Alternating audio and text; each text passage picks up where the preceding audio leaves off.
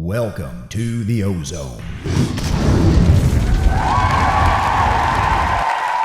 Hello and welcome to the Ozone. I'm your host, Jeff Hazard, Assistant Director of Athletics and Sports Information Director here at the college. And we have a very special in-studio guest today as 2021 Hall of Fame inductee Bart Ingersoll joins us. Welcome to the show, Bart. Thank you. Thank you for having me. Well, on behalf of I know, really, we haven't been able to really get face-to-face much with, with what's going on with the COVID and everything, so I'm really glad that you're here today. But on behalf of the Hall of Fame committee, we'd like to welcome you to the Athletics Hall of Fame. Well, thank you. How does that feel? Feels great. It's a recognition of accomplishments and time and effort, and it just feels really good, and I'm excited about it. Yeah. So when we talk about time, certainly you started here at the college back in 1992. Yes. As our university police chief. Correct. And so why don't you take us through maybe some of how you maybe got to here? Okay. It was basically around the year 2001 when the decision was made to split athletics from the academic side to the student affairs side. And I remember being called into Steve Perry's office and saying, I got a proposition for you. How would you like to be an assistant vice president and oversee athletics? And I said, why am I chosen? I've got a full-time job. Yeah. And he said, well, when I look at my staff, having been a college football player, college athletics, that and your desire, my desire for all the activities, and I had been attending them since I came since 1992, right. And then gotten onto various committees for the athletic department. They felt that I had the best knowledge. And I said, well, give me a night to think about it. I thought about it. The next day I came in and I said yes. And he says, well, I'll get with Dr. Donovan and let him know that you're going to do it. Yeah. So that's how I got to be over to athletics, is basically those string of events that occurred. Right. So you talked about that you were a college athlete yourself. You went to Ithaca. Ithaca and, College. And you played football? I played football. Back in the old days, we could get scholarships for playing football, and I had a scholarship to play football. I decided on Ithaca College because it was close to my hometown of Horseheads, New York. Okay. So I went there and I played for Jim Butterfield, who is a Hall of Fame coach himself nationally, and a four-time national champion in 3 different decades. So, and I did get the opportunity to coach with him too for a year. After I graduated, I coached college football. So that was exciting. Yeah, I'm sure it was. I mean, when you get an opportunity to play at that level and play for someone who is at the highest level of coaching, certainly there must have been a lot of lessons and things that you learned from him that maybe you took with you. Talk about some of those. Well, one of the things was that he always emphasized was that the team should make the rules, and you found out quickly who the leaders were and who weren't the leaders. But he was he emphasized family and teamwork. You have a role, this is your role, whether you're starting or whether you're a sub or you're on the bench, you have a role. And the people on the bench is to cheer everybody on. And when we were winning games, when we had a chance to get the people who were sitting on the bench in, it was our role to cheer them on. So you always had that philosophy. And he had a great memory about plays and knowing people.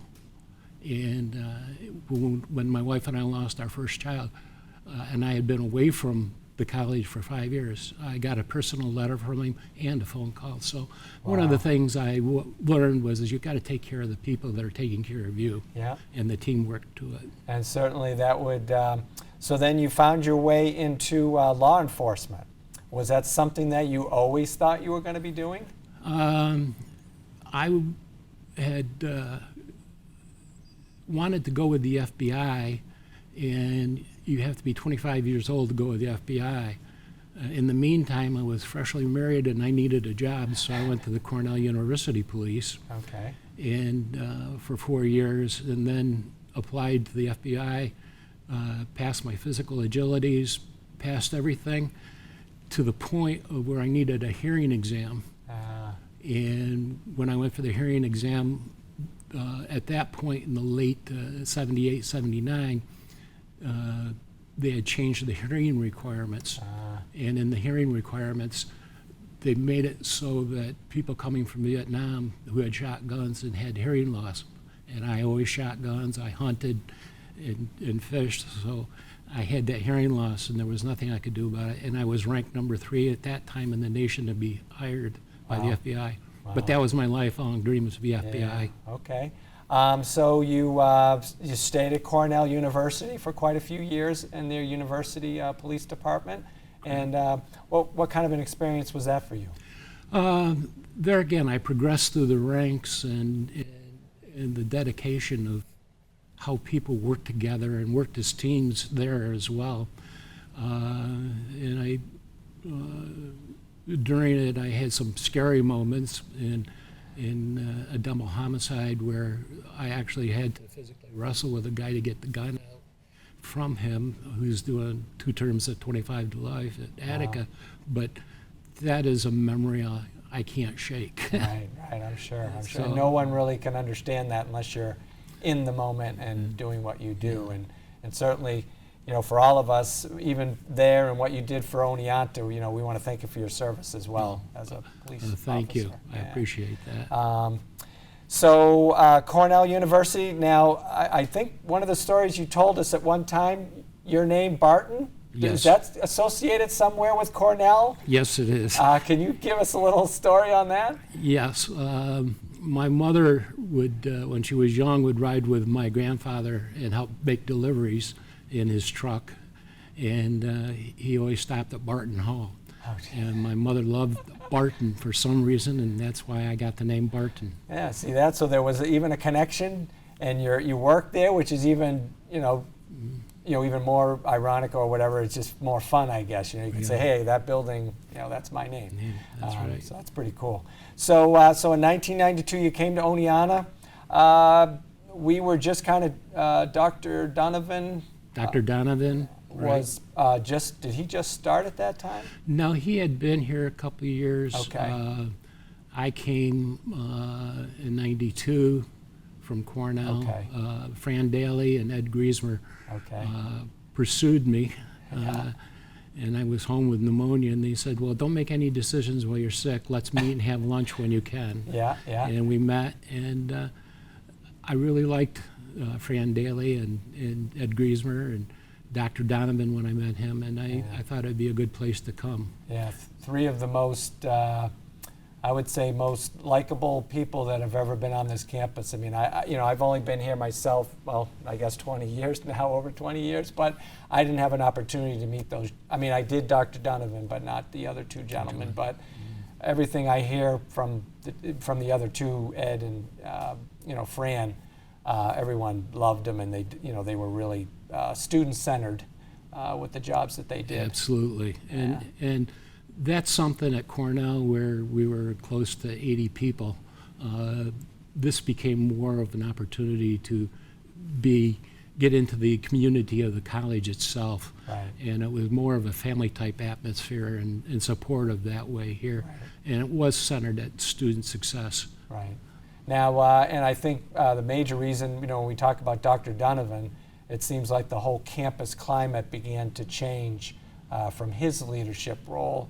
Why don't you talk about maybe your relationship with Dr. Donovan? Because again, he's still around town. You still see him around, and he's doing great. Dr. Donovan, I can remember I was had a meeting and I was walking out, and he happened to be at the front steps of Netzer, and he started walking back to the office with me. And he says, what do you think? What do you need to do? And I said, I don't know what I'm going to do. I got to be here at least a year before I make decisions on direction and what we can do. Right. So, and what's interesting is that after Dr. Perry had told Dr. Donovan that I was going to take the position. I remember we took another similar walk with a similar question, and my response was similar. Oh, good. We'll wait a year. Right. And that's really, great leaders, they'll hire good people, and they'll kind of let them assess and try and do what's best for, what they think goes on. And I think that Dr. Donovan did that for this campus for more than, close to 20 years or whatever. And I think that's what people really admire the most, is that he let the good people do their jobs, and so I think it just benefited the entire campus. Yes, it did. Yeah. So now you're associate vice president for student development, working with Dr. Perry. Talk a little bit about that relationship, because Dr. Perry is in our Hall of Fame as well for all the things that he did, in and around athletics. Steve was very supportive in everything that you would do. And he stood behind you, and he didn't let you face the issues by yourself, such as the arming issue, and such as when we went from D1 soccer to D3 soccer. Yeah. He stood behind you when you presented all the facts as I had researched everything, and given it to him, and then we had the meeting with Dr. Donovan, and he stood behind me and supported me. So it was that way. He was a very personal friend as well on the side. Right.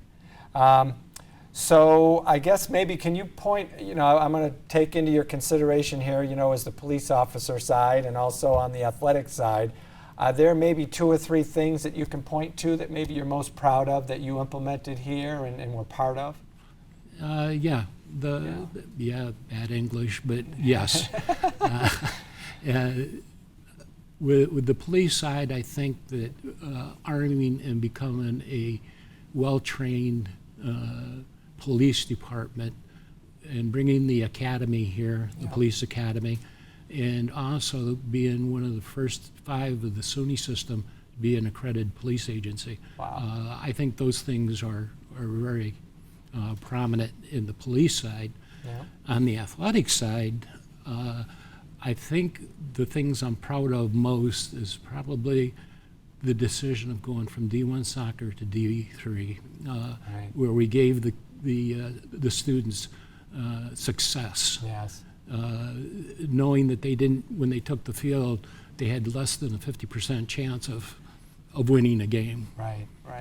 And of course, that we refer to our men's soccer program when they became Division III in 2007, and then we obviously since then we've had such a run here in the last decade, where multiple NCAA tournaments and conference championships, and certainly I think that at the time I think there might have been some people that might have been shaking their heads a little bit because of that whole prominence of D1. Obviously Hartwick across the street, they hung on a little longer than we did, and I think it actually affected them more because right away when we went into Division III, it was like we were already competitive.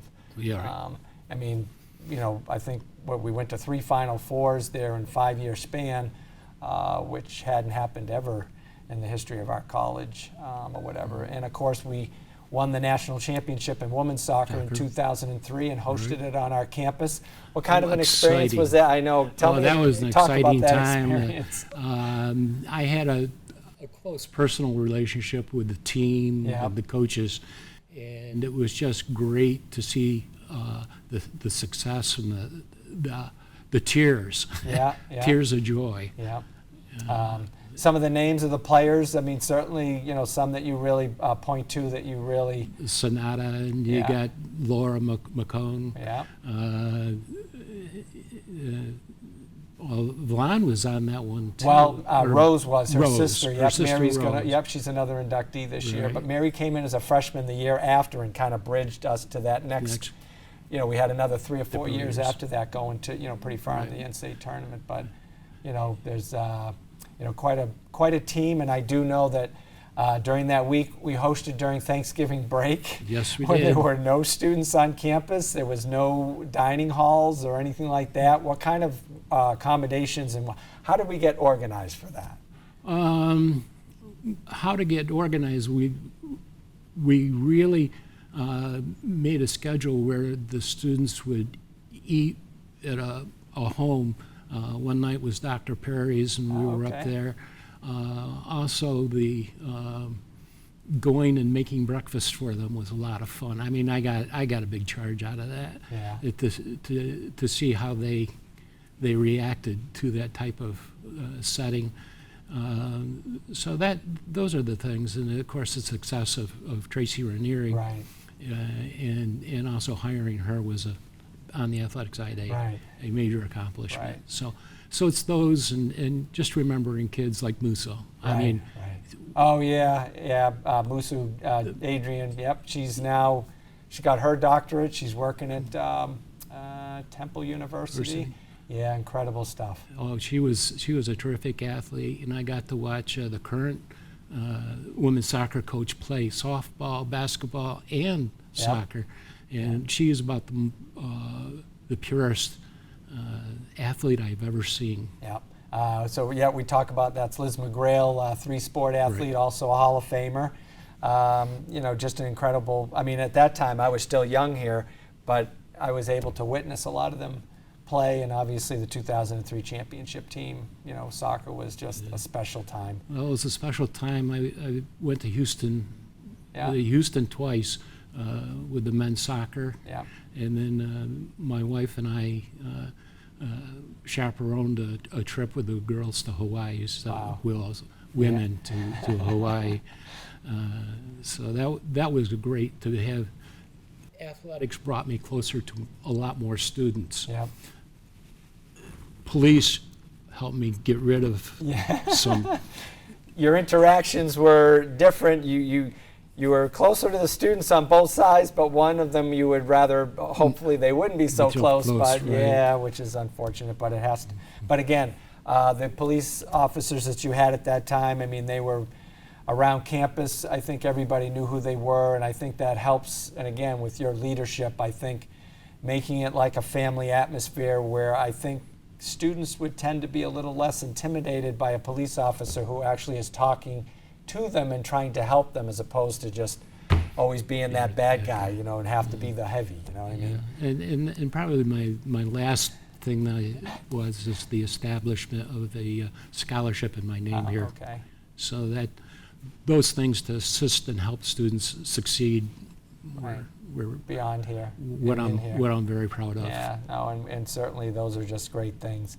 Any other memories from campus or some of the people that certainly that you were involved with, because you were involved with a lot of people on both sides of the house, right, so to speak?